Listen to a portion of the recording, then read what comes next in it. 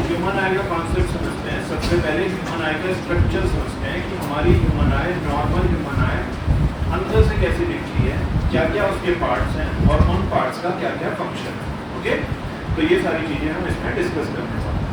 Human आई के parts को हम समझेंगे, थोड़ा सा स्टोरी के बेसिस पर भी समझने की कोशिश करेंगे, चीज़ों को सिंप्लीफाई करेंगे। ओके, सबसे पहले मैं बात करने वाला हूँ आपसे आइरिस। आइरिस अगर आप ध्यान से देखो तो लेबलिंग हुई है आपकी बुक में। इस पार्ट को आप क्या बोल रहे हैं? आइरिस। ये जो हमारा ब्लैक सा, ब्राउन सा, कुछ लोगों का ग्रीन सा, कुछ लोगों का ब्लू सा पार्ट होता है ना आई का, इसी पार्ट को हम क्या बोलते हैं? आइरिस। इसमें देखा है ग्रीन कलर, ग्रीन कलर का आइरिस, बेटा ब्लू कलर का जनरली कौन सा कलर होता है? ब्लैक या लेकिन कुछ लोगों का ग्रीन भी होता है, कुछ लोगों का ब्लू भी होता है। जैसे ऋतिक रोशन, ऋतिक रोशन का कैसा है? ग्रीन है, ब्लू नहीं है, ऑरेंज कौन बोल रहा है?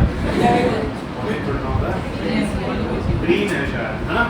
तो आइरिस का जो कलर है वो चेंज हो सकता है, इसका मतलब डिपेंड करता है कि हमें हमारे पेरेंट्स से क्या पिगमेंट मिला है। पिगमेंट मतलब जो कलर प्रोवाइड करता है। तो आइरिस का कलर क्या हो सकता है? चेंज हो सकता है, डिपेंड करता है हमारे पेरेंट्स से हेरिडिटी में हमें क्या मिला है, कौन सा कलर मिला है। ज़्यादातर ब्लैक या ब्राउन होता है, कुछ केसेस में ये कलर ग्रीन या ब्लू भी हो सकता है। फिलहाल वो किधर उठा लो। फिर आइरिस के बीच में एक छोटा सा होल होता है, खाली जगह होती है, उस खाली जगह को हम प्यूपिल बोलते हैं। क्या बोलते हैं? आइरिस के बीच में एक छोटी सी खाली जगह होती है, उसको क्या बोलते हैं? प्यूपिल। वो सबका ब्लैक होता है। अगर किसी का आइरिस ब्लैक है, किसी का आइरिस ब्राउन है, किसी का ग्रीन है, किसी का ब्लू है, लेकिन उन सबका जो प्यूपिल देखेंगे, जो छोटा सा होल है, वो सभी का कैसा होता है?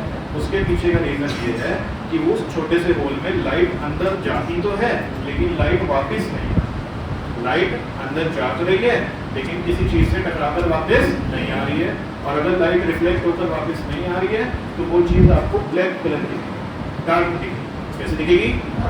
डार्क यानी कि ब्लैक कलर की दिखेगी। आपने ब्लैक होल का कॉन्सेप्ट सुना है? उसकी पिक्चर भी रिलीज हुई थी कौन से ईयर में? कौन से ईयर में? आई थिंक 2020 में रिलीज हुई थी। ब्लैक होल के बारे में स्टीफन हॉकिंग करके एक साइंटिस्ट है, उन्होंने काफ़ी सारी चीज़ें उनके बारे में बताई थी, लेकिन उन्होंने थ्योरेटिकल चीज़ें बताई थी। फिर अब उनके बाद कई समय बाद अब हमें एक्चुअल में ब्लैक होल की इमेज भी देखने को मिली है। तो ब्लैक होल को ब्लैक होल क्यों बोलते हैं बच्चों? क्योंकि उसकी ग्रेविटेशनल पुल इतनी ज़्यादा है, उसकी ग्रेविटी इतनी ज़्यादा है कि लाइट भी उससे एस्केप आउट नहीं कर पाती है। जब लाइट उसके अंदर जाती है तो उसी के अंदर रह जाती है, वापस नहीं आती। और अगर लाइट रिफ्लेक्ट होकर वापस नहीं आ रही है तो वो चीज़ कैसे दिखती है? ब्लैक या फिर डार्क दिखती है। कैसे दिखती है? ब्लैक या फिर डार्क दिखती है। ऐसा ही कुछ हमारे प्यूपिल के साथ हो रहा है। प्यूपिल एक छोटा सा होल है जिससे लाइट एंटर तो हो रही है लेकिन वापस नहीं आ रही, इसलिए प्यूपिल कैसा दिखता है? ब्लैक। प्यूपिल कैसा दिखता है? एक प्यूपिल सबका कैसा होगा? ब्लैक कलर का, क्योंकि वो लाइट का एंटरिंग पॉइंट है, उससे लाइट अंदर जाती है लेकिन लाइट बाहर नहीं आती, इसलिए वो सबका कैसा दिखता है? ब्लैक।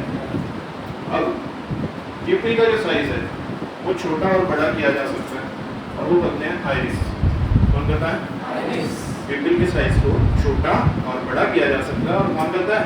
आइरिस। कैसे करता है और क्यों करता है? पहले कर कौन रहा है? आइरिस कर रहा है। जब लाइट ज़्यादा है, जैसे फिलहाल इस रूम में हमारे पास सफिशिएंट लाइट है, तो लाइट अगर ज़्यादा है तो आइरिस क्या करेगा? प्यूपिल के साइज को छोटा कर देगा ताकि आंखों में कम लाइट जाए। अगर आंखों के अंदर ज़्यादा लाइट जाएगी तो आंखों के सेल्स को नुकसान पहुंच सकता है। हमारी आइज के सेल्स को क्या हो सकता है? डैमेज हो सकता है। ब्राइट लाइट से, ज़्यादा ब्राइट लाइट से क्या हो जाता है? डैमेज हो जाती है आइज के सेल्स, डैमेज हो जाते हैं। इसलिए आइरिस क्या करता है? प्यूपिल के साइज को छोटा कर देता है ताकि कम से कम लाइट अंदर है। ओके। और जब लाइट कम होती है, तो आइरिस उस टाइम प्यूपिल के साइज को बड़ा कर देता है ताकि ज़्यादा से ज़्यादा लाइट अंदर है। जैसे रात के टाइम जब रात को हम अपना सब काम करने के बाद, फ़ोन वगैरह चलाने के बाद फ़ोन को बंद कर देते हैं, लाइट को बंद कर देते हैं रात को 2-2:30 बजे के बाद, तो क्या होता है? एकदम से ब्लैक आउट हो जाता है, सब कुछ भी नहीं दिखता, बिल्कुल ही अंधेरा घुना काला हो जाता है ना। थोड़ी देर बाद अपने आप ही दिखना शुरू हो जाता है, हल्का हल्का, है ना, चीज़ें दिखनी शुरू हो जाती हैं, हल्की सी भी कहीं से लाइट आ रही है तो दिखना शुरू हो जाता है। किसके साथ हुआ है ऐसा? सभी के साथ होता है। तो ऐसा क्यों हो रहा है? क्योंकि जब आप फोन यूज कर रहे थे, ब्राइट लाइट यूज कर रहे थे, तो आपका आइरिस ने क्या कर रखा था, प्यूपिल के साइज को बहुत छोटा कर रखा था ताकि कम से कम लाइट आपकी आंखों में जाए और आपकी आइस के सेल्स को ज्यादा से ज्यादा प्रोटेक्ट किया जा सके, उन्हें नुकसान ना हो। ठीक है, अब जैसे आपने एकदम से सारी लाइट्स बंद कर दी, फोन बंद कर दिया, तो लाइट का अमाउंट हो गया बहुत कम और प्यूपिल का साइज भी क्या था अभी, बहुत छोटा। आइरिस ने प्यूपिल के साइज को क्या कर रखा था, बहुत छोटा। अब जैसे ही लाइट सारी बंद हो गई तो आइरिस धीरे धीरे प्यूपिल के साइज को बढ़ा दे, एकदम नहीं होता है, धीरे धीरे होता है। इसलिए हमें एकदम से ब्लैकआउट लगता है क्योंकि हमारा प्यूपिल का साइज क्या था, छोटा। धीरे धीरे आइरिस क्या करेगा, उस प्यूपिल के साइज को बड़ा करेगा और धीरे धीरे हमें चीजें दिखनी शुरू हो जाएंगी। हल्की सी भी लाइट कहीं से आ रही होगी तो वो प्यूपिल के अंदर चली जाएगी क्योंकि अब प्यूपिल का बड़ा साइज हो चुका है।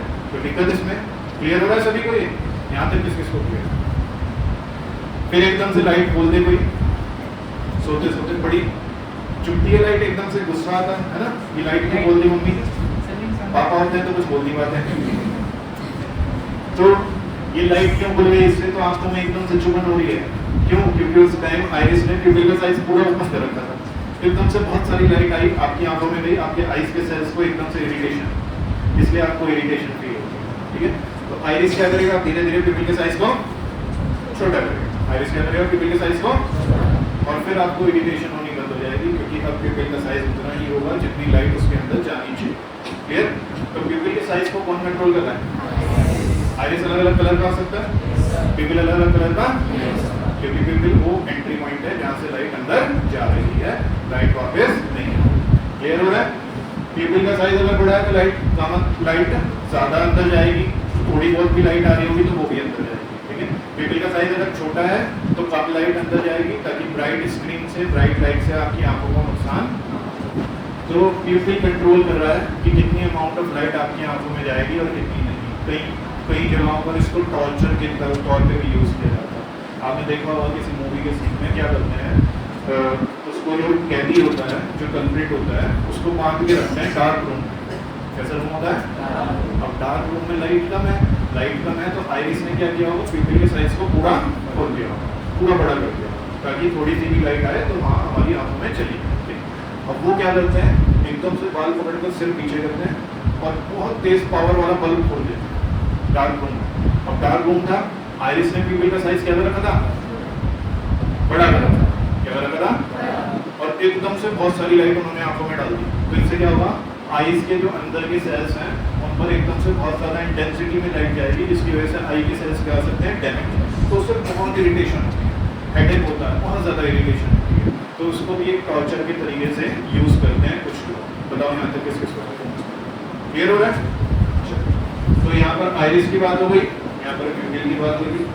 उसके बाद हमारी आई का जो लेंस होता है, हमारी आई में नेचुरली एक लेंस होता है, जेली लाइक स्ट्रक्चर से बना होता है, जेली जैसा होता है, और वो क्रिस्टलाइन लेंस भी बोलते हैं क्योंकि क्रिस्टल जैसा होता है, जेली जैसे सब्सटेंस से बना होता है, क्रिस्टल जैसा होता है, और वो क्रिस्टलाइन लेंस कॉन्वेक्स शेप का होता है। नेचुरली हमारी आईज में कौन सा लेंस है, नेचुरली हमारी आईज में कौन सा लेंस है, कॉन्वेक्स लेंस। कन्वर्जिंग या डाइवर्जिंग, ये लाइट रेज को क्या कहते हैं बच्चों, तो हमारी आईज में कौन सा लेंस होता है, नेचुरली कॉन्वेक्स शेप का लेंस होता है जो कि लाइट रेज को कन्वर्ज करता है। ये लाइट रेज को कन्वर्ज करता है एक स्क्रीन जैसे पॉइंट पर, एक स्क्रीन जैसे स्ट्रक्चर पर, जिसको हम बोलते हैं रेटिना।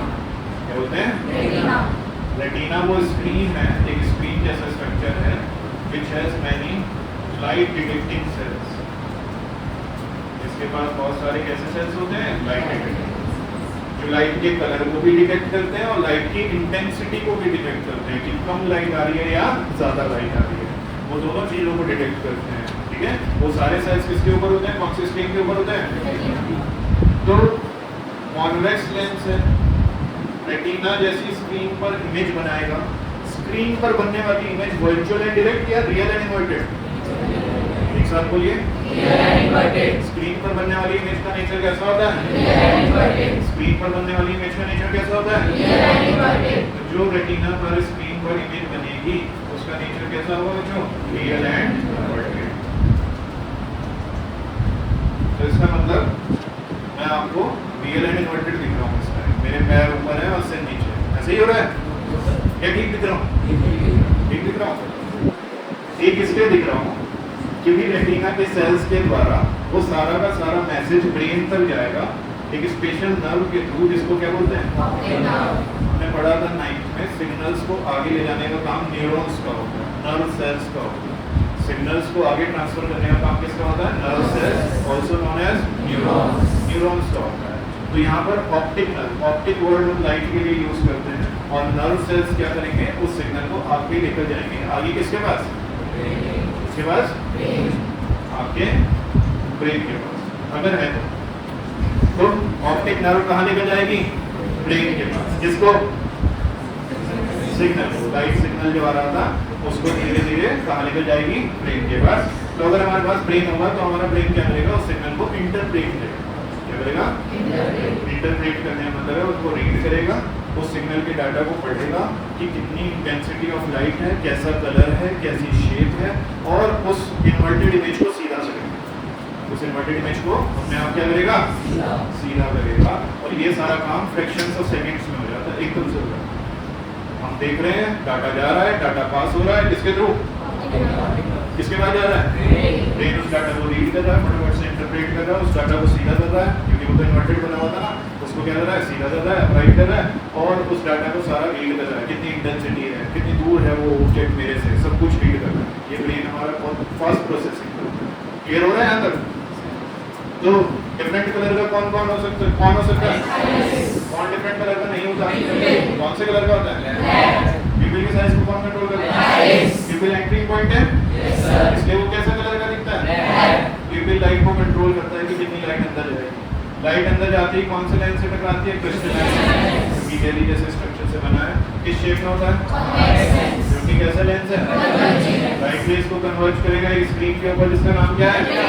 रेटिना जो स्क्रीन है, इसके पास काफी स्पेशल लाइट डिटेक्टिंग सेल्स हैं जो लाइट की इंटेंसिटी भी डिटेक्ट करता है और लाइट का कलर भी डिटेक्ट करता है। फिर वो सारा सिग्नल इकट्ठा कर किसके थ्रू जाएगा? कहाँ पर?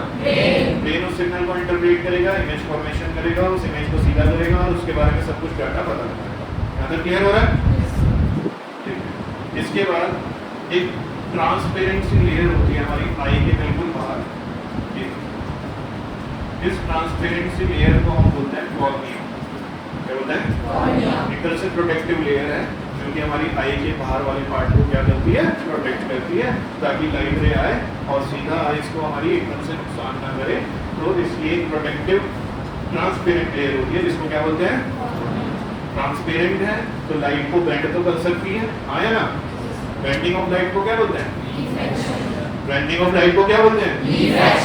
Refraction of light. तो सबसे पहला रिफ्रैक्शन ऑफ लाइट, सबसे पहला और सबसे ज्यादा रिफ्रैक्शन ऑफ लाइट कहाँ पर होता है? एनसीईआरटी में लिखा हुआ है, पढ़ेंगे इसको, ठीक है? कहाँ पर होता है? यहाँ तक समझ आ रही है बात? क्लियर हो रहा है सभी को? उसके बाद आई लेंस और रेटिना के बीच में यहाँ पर पूरी की पूरी आई में एक फ्लूइड बना रहता है, जिसको हम बोलते हैं विट्रस ह्यूमर। क्या बोलते हैं? Vitreous humour. ये फ्लूइड आई होल की शेप को मेंटेन करके रखता है एक तो, और दूसरा आईज के पार्ट्स को नरिशमेंट प्रोवाइड करता है, न्यूट्रिएंट्स प्रोवाइड करता है। पहला काम आई होल की शेप को मेंटेन करके रखना, दूसरा काम आई के पार्ट्स को नरिशमेंट प्रोवाइड करना। अगर ये फ्लूइड नहीं होगा तो हमारी तो आई होल पिछड़ जाए, कितनी अजीब तरीके की पिछड़ी हुई आई होल, है ना? तो शुक्र है हमारे पास क्या है?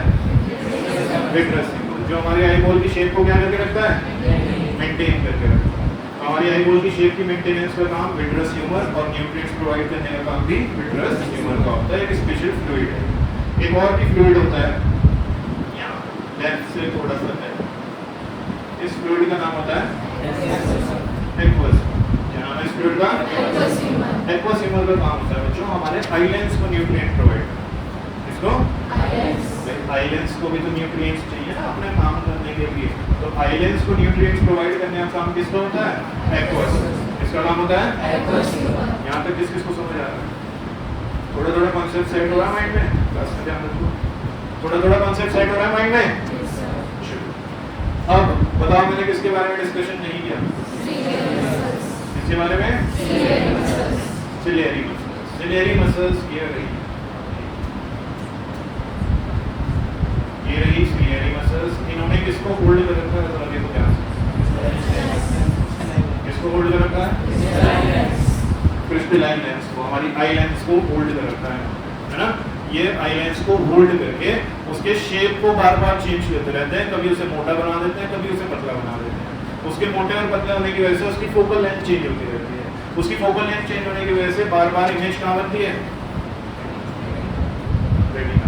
कहाँ बनती है? रेटिना। इमेज आपको तब क्लियर दिखाई देगी जब इमेज रेटिना पर बनेगी, स्क्रीन पर बनेगी। अगर रेटिना से आगे या रेटिना से पीछे बनेगी तो इमेज आपको क्लियर दिखाई नहीं देगी। तो इमेज हर बार रेटिना पर बने, ये कौन देखता है? कौन देखता है इस चीज को? भाई अगर मैं पास से किसी को देख रहा हूँ, मान लो मैं यहाँ वंश को देख रहा हूँ, ये मेरे पास में बैठा है, ठीक है, और मैं पीछे वर्णन को देख रहा हूँ, वो दूर बैठा है। जब मैं वंश को देख रहा हूँ, जब मैं पास वाले ऑब्जेक्ट को देख रहा हूँ तो वंश भी मुझे क्लियर दिख रहा है। जब मैं दूर वाले ऑब्जेक्ट को वर्णन को देख रहा हूँ तो वर्णन भी मुझे क्लियर दिख रहा है ना। तो ऑब्जेक्ट चाहे पास हो चाहे दूर हो, ये तो ऑब्जेक्ट नहीं है, ये तो पर्सन है। पर्सन चाहे पास हो चाहे दूर हो, वो आपको क्लियर दिखता है। इसका मतलब वंश की इमेज भी रेटिना पर बन रही है और वर्णन की इमेज भी रेटिना पर बन रही है। तो रेटिना पर अगर इमेज बन रही है तो अपने आप तो रेटिना आगे पीछे नहीं हो रहा होगा, स्क्रीन आगे पीछे थोड़ी ना हो रही होगी। कौन अपने आप को चेंज कर रहा है अपनी शेप को? Convex lens. कॉन्वेक्स लेंस की शेप चेंज हो रही है। कौन करता है उसकी शेप चेंज? कौन करता है?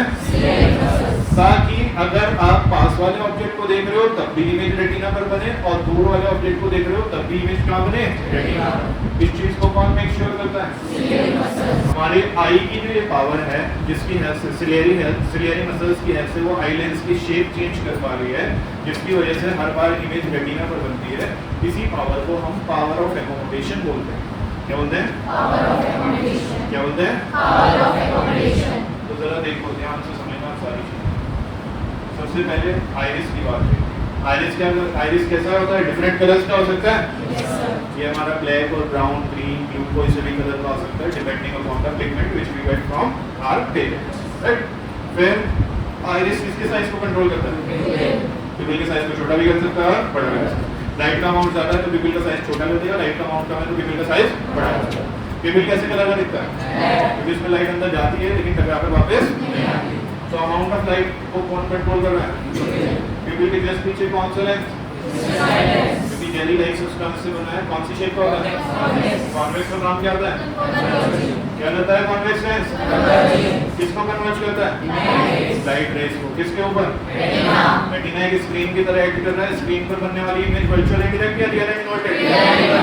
स्क्रीन पर बनने वाली इमेज कैसी होती है? Real and inverted. रेटिना पर रियल एंड इन्वर्टेड इमेज बनेगी। रेटिना पर बहुत सारे डिफरेंट टाइप्स के सेल्स होते हैं, स्पेशलाइज्ड सेल्स होते हैं, रोड शेप सेल्स होते हैं, कोन शेप सेल्स होते हैं, जो कि लाइट की इंटेंसिटी को भी डिटेक्ट करते हैं और लाइट के कलर को भी डिटेक्ट करते हैं कि लाइट का कलर कैसा होगा, लाइट की इंटेंसिटी कैसी होगी, ठीक है। वो सारी चीजें रेटिना के सेल्स देखते हैं, सेल्स नोटिस करते हैं। उसके बाद सारी की सारी इंफॉर्मेशन जो रेटिना के सेल्स ने कलेक्ट की है वो ऑप्टिक नर्व के थ्रू कहाँ चली जाती है? ब्रेन के पास चली जाती है। कहाँ चली जाती है? ब्रेन के पास चली जाती है। ब्रेन उन सभी सिग्नल्स को इंटरप्रेट करता है, रीड करता है और रीड करके फिर हमें फाइनल इमेज दिखती है कि सामने वाला पर्सन या सामने वाला ऑब्जेक्ट कैसा है, किस कलर का है, किस शेप का है, किस साइज का है, राइट। फिर उसके बाद आई बोल की शेप को और आई के पार्ट्स को मेंटेनेंस करने वाला काम किसका होगा? और आई लेंस को न्यूट्रिएंट्स प्रोवाइड करने का काम किसका होगा? ये सारी चीजें हमने डिस्कस की। फिर हमने ये डिस्कस किया कि हमें पास का भी ऑब्जेक्ट साथ साथ दिखता है, दूर का ऑब्जेक्ट भी साथ साथ दिखता है, तो अपने आप स्क्रीन तो आगे पीछे नहीं हो सकती। तो इसका मतलब आई लेंस की फोकल लेंथ चेंज होगी। आई लेंस की फोकल लेंथ चेंज होगी कैसे? जब उसकी शेप चेंज होगी। उसकी शेप को कौन चेंज करेगा? कौन चेंज करेगा? यहाँ तक समझ आ रही है बात सभी को? तो हमारी सिलियरी मसल्स आई लेंस की शेप को चेंज करती है जिससे कि हर बार इमेज कहाँ बने? रेटिना पर। इसी पावर को, इसी हमारी आईज की पावर को क्या बोलते हैं? Power of accommodation. क्या बोलते हैं? Power of accommodation. अभी पावर ऑफ एकोमोडेशन को और डिटेल में पढ़ेंगे। फिलहाल एक ट्रांसपेरेंट लेयर भी तो होती है हमारी आईज में, फ्रंट प्रोटेक्टिव, जिसको हम क्या बोलते हैं? सबसे पहला और सबसे ज्यादा रिफ्लेक्शन यानी कि बेंडिंग ऑफ लाइट कॉर्निया पर ही हो जाता है। बताओ यहाँ तक डिस्कस किया, कोई दिक्कत? तो ये सारा बेसिक स्ट्रक्चर है आपका आई का, जिसके ऊपर डायरेक्ट आपका 4 या 5 नंबर में क्वेश्चन आ सकता है। डायग्राम बनाने के लिए भी आ सकता है, लेबलिंग के लिए भी आ सकता है।